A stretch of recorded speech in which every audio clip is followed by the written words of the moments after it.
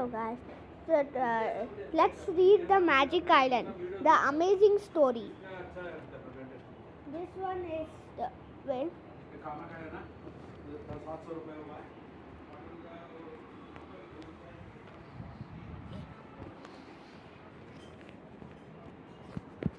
Ha.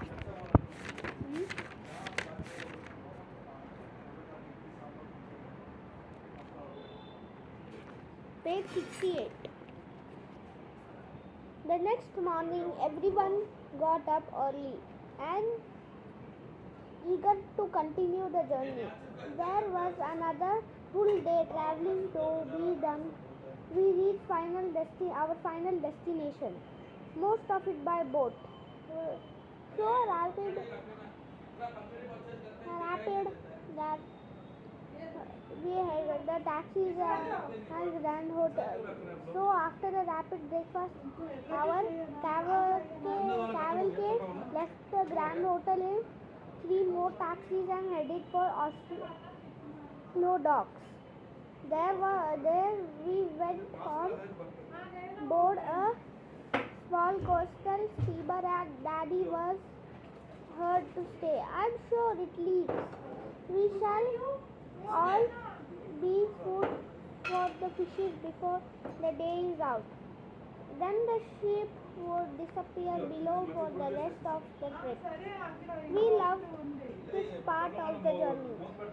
The splendid little vessel with its tall funnel rose out of the calm water of the void cross and the fluently along the coast of stop level sea.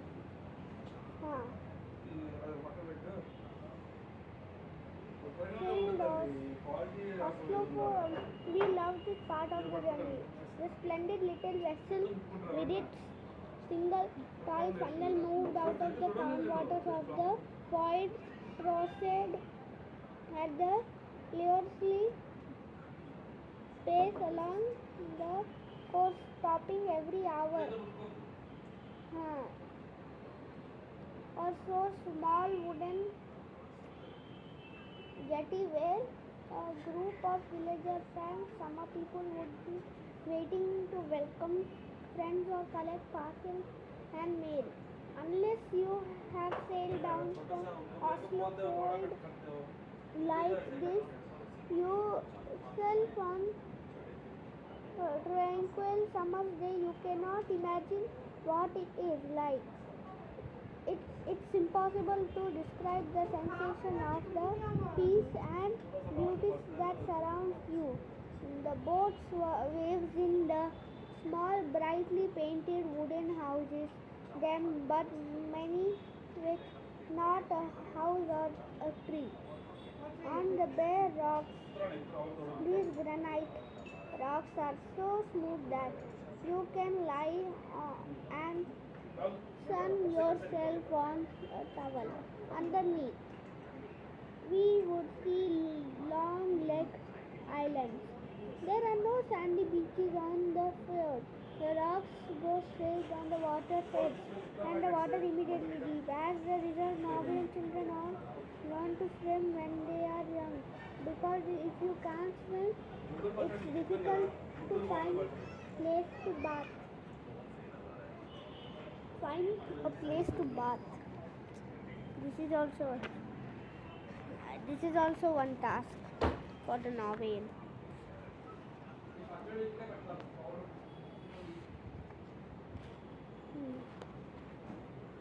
Sometimes when our little vessel slipped between two small islands, the channel was so narrow that we could almost touch the rocks on the either side.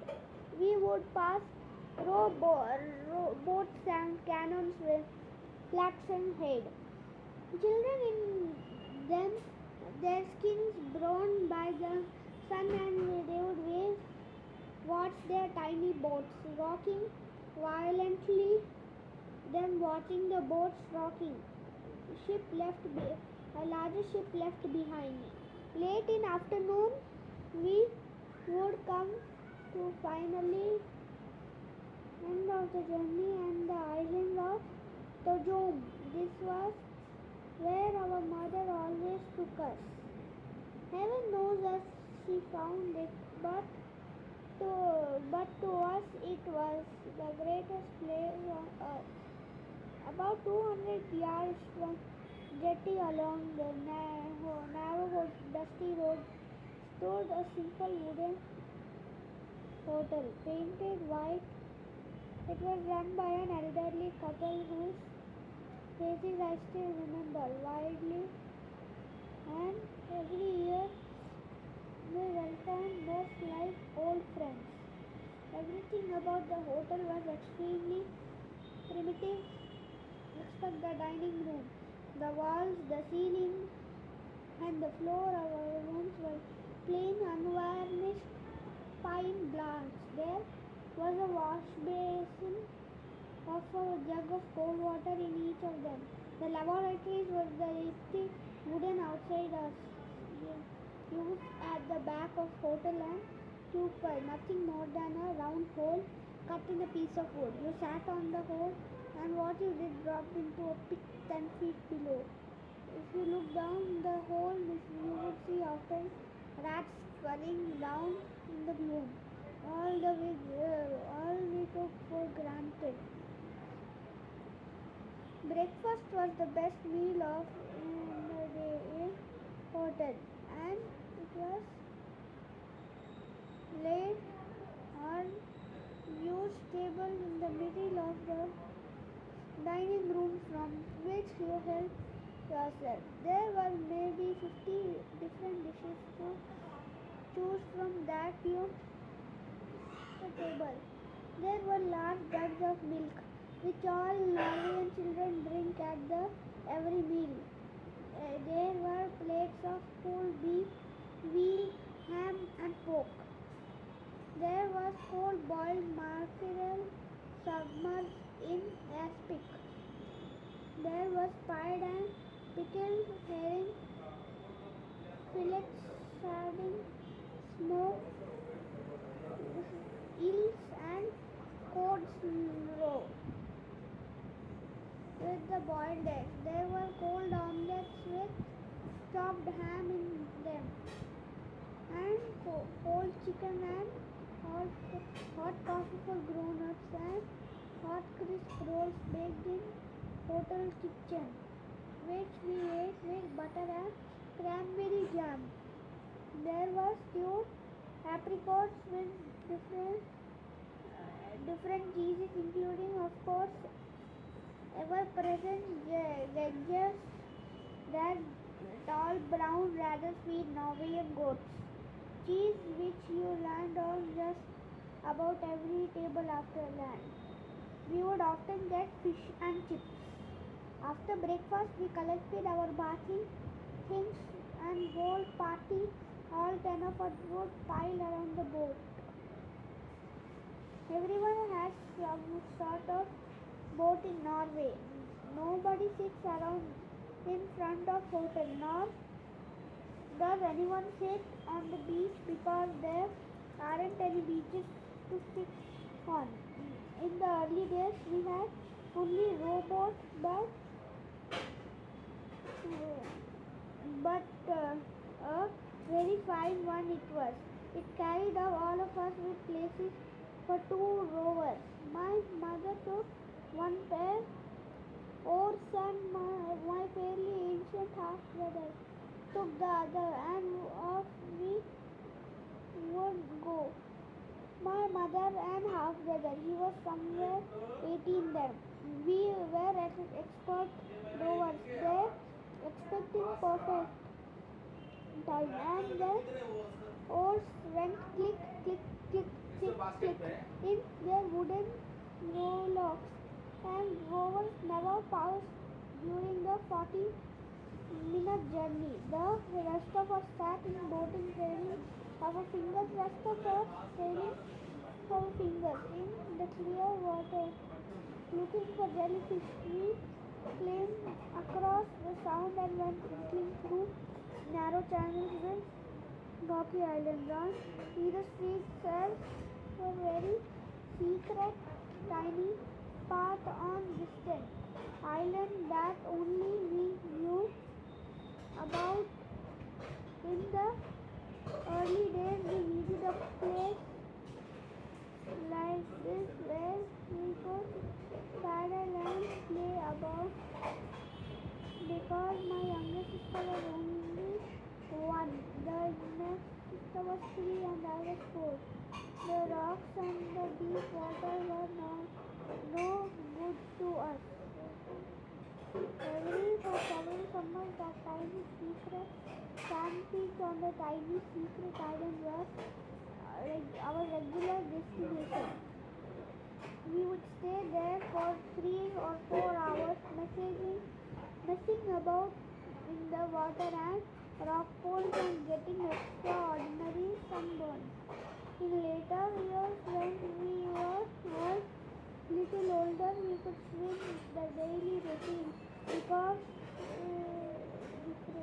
became different. But when my mother had acquired a motor boat, a small and not very seaworthy white wooden vessel which sat far too low in the water and was powered by the unreliable one-cylinder engine.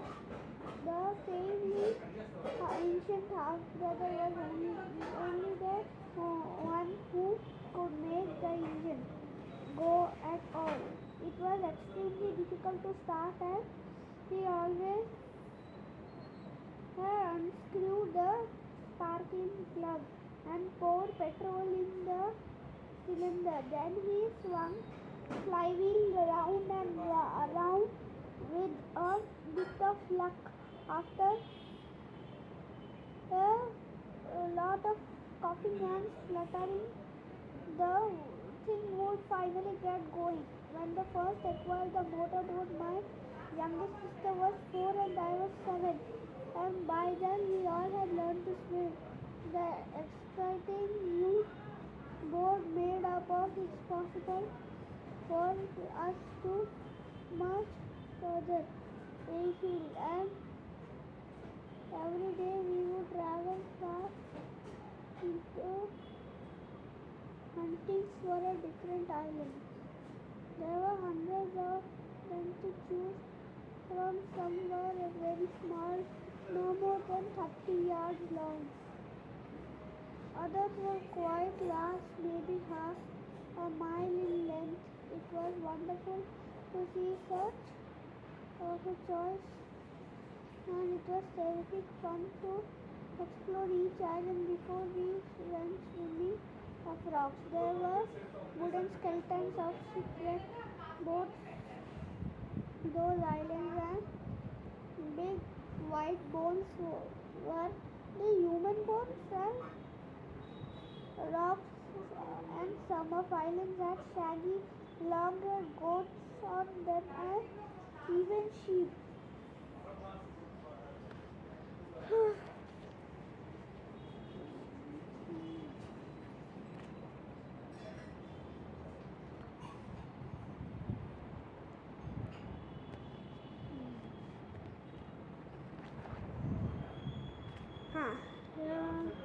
Young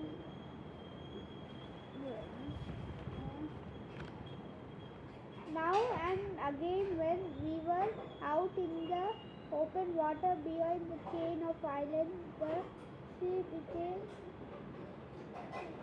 very rough, and that was when my mother enjoyed herself most.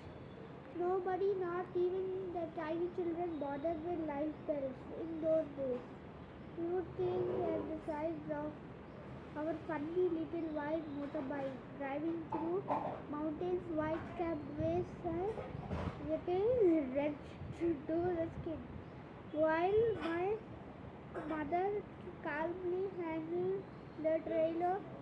There was the times, I promise you, when the waves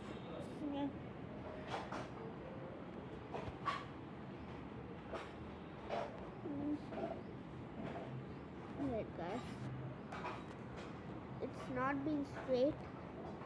My position was not, my camera position was not straight.